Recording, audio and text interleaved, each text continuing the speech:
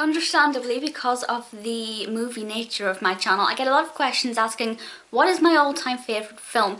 So I thought at long last I should do a video discussing my top 5 favourite films and maybe 1 or 2 bonus films at the end. If you've seen any of these films, I would of course love to know if you agree with me, if you think they're great. If you hate them, that's fine, I may weep, but that's okay.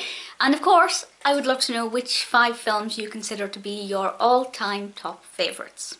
So the first 2 are in the first 2 positions, but then the 3 that come after that are kind of not necessarily in a specific order.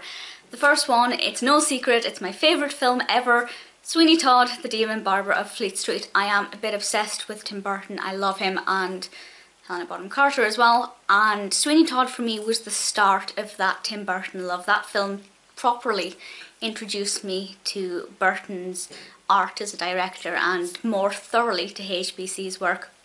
It is my favourite musical. I've seen Emma Thompson in it as Mrs. Lovett at the ENO a couple of years ago, and there are just so many different memories surrounding that film for me. It's perfect.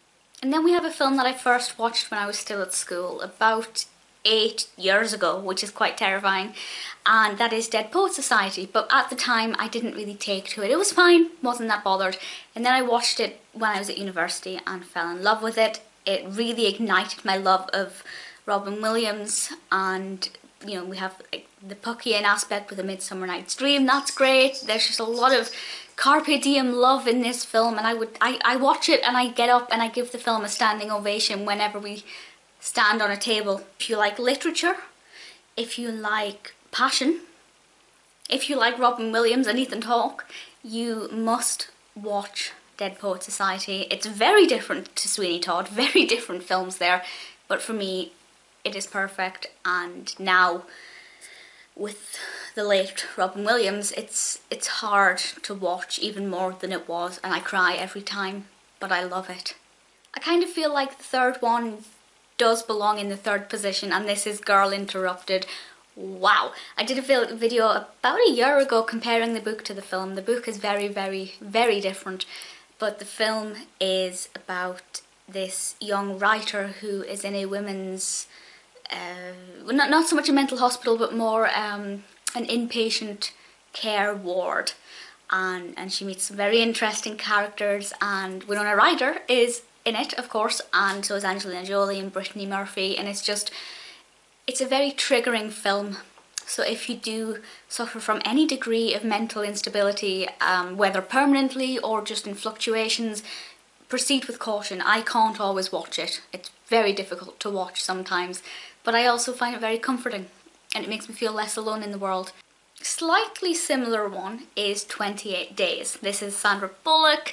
This was not the film that started my love of Sandra Bullock. The film that started my love of Sandra Bullock was All About Steve, which many people will cite as one of her worst films.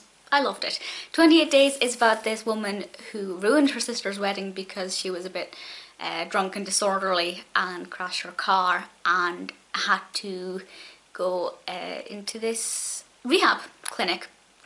And it's all about her journey there and the different people she meets, kind of along the same lines as Girl Interrupted. If you're not feeling mentally in control, proceed with caution again.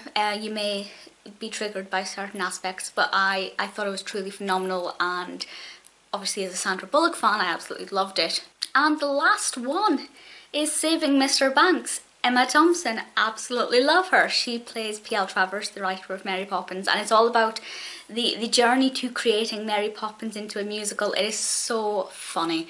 My favourite bit in the whole film, without spoiling it, is when she first sees her hotel room, and just her reaction to this Disney-fied hotel room is so funny. She plays the character really well, and Tom Hanks is brilliant in it as Walt Disney. But it also has a lot of emotional aspects as well, particularly with Travers' relationship with her father. And if you're a Mary Poppins fan, it is a perfect way to rediscover the film in a new setting. Mary Poppins, until I discovered Sweeney Todd, was my all-time favourite musical. So I kind of feel like it's appropriate that this is part of my top 5. The 2 bonus films, they just miss out on being in the top 5. The first one is The Visit by M. Night Shyamalan.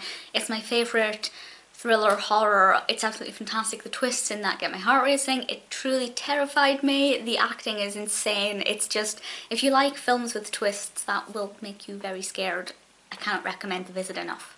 And the final one, which I really feel like should be in my top 5, but it just doesn't quite make the cut, is Beetlejuice. Beetlejuice, Beetlejuice, Beetlejuice. I love it. I love Winona Ryder, as we've already established, and Michael Keaton is fantastic as Beetlejuice, and Lydia Deetz is basically my style icon and the one character to whom I relate the most in all the film. So definitely Beetlejuice comes very close.